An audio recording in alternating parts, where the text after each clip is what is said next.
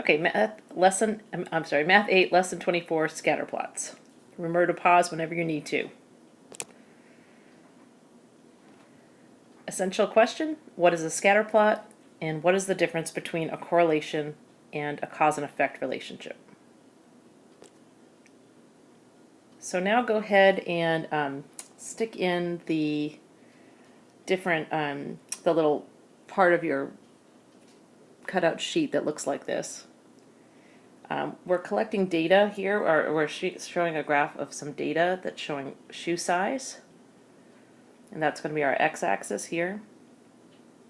Yeah, so shoe size here, and then y is the score on a reading ability test, so that's over here on the y-axis.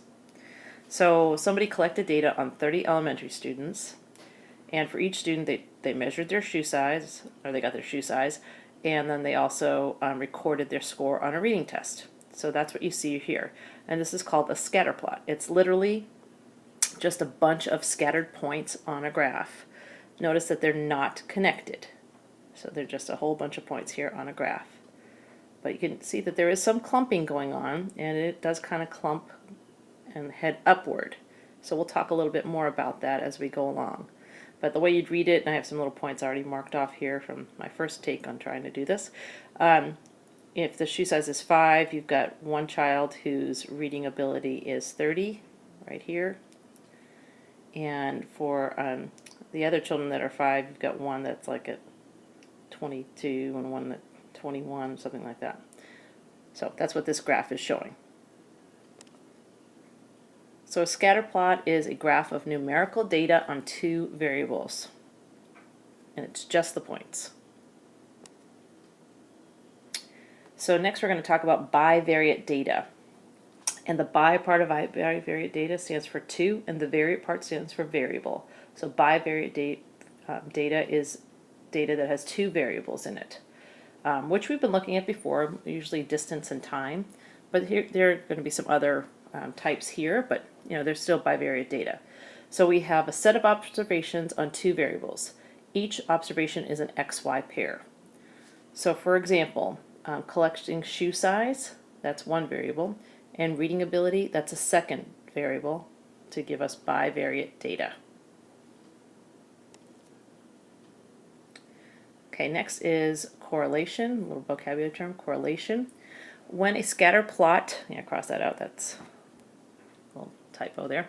When a scatter plot shows two variables tending, should be tending, to vary in a predictable way, either increasing, like our graph shows, they're kind of increasing, they're moving up as they go from left to right, or decreasing, moving down as you go from left to right, we say there is a correlation. So there is a correlation between shoe size and reading ability. It's increasing on the graph that you glued in. It's rising as you go from left to right. A cause and effect relationship is a little different. That's actually saying that one thing is causing another thing to happen. So it's where one variable causes the change in another. So keyword there, that it causes the change in the other. Having a correlation doesn't mean that there's a cause and effect relationship.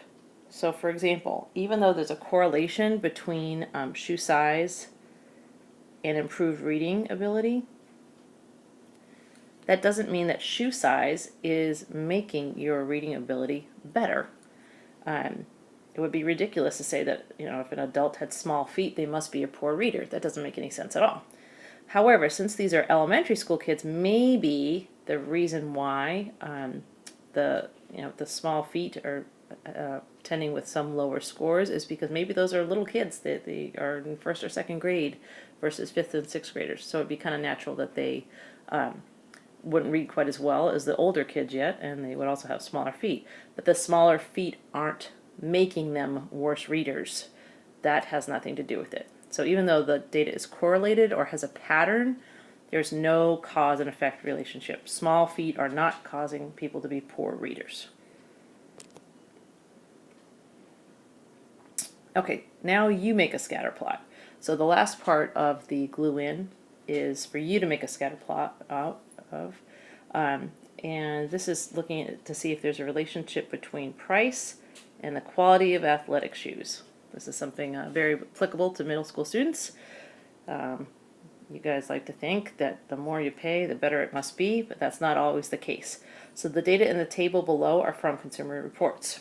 The x-axis is representing price in dollars, and the y is representing their Consumer Reports quality rating. So they're rating it on a scale from 1 to 100, 100 being the best. They're giving it a rating on how good the shoes are, how well they last, whether they're comfortable, just overall quality. So here you have your scatter plot. You don't need to pay attention to the shoe number. That's just there to keep your place, so you can kind of go through the 10 points. But I want you to go ahead and graph those 10 points. On your page, it has the axes already labeled with price along the X and quality rating along the Y, and the scales are also on there too. So just do a good job of plotting these points. Do not connect them, and we'll talk more about scatter plots on Wednesday.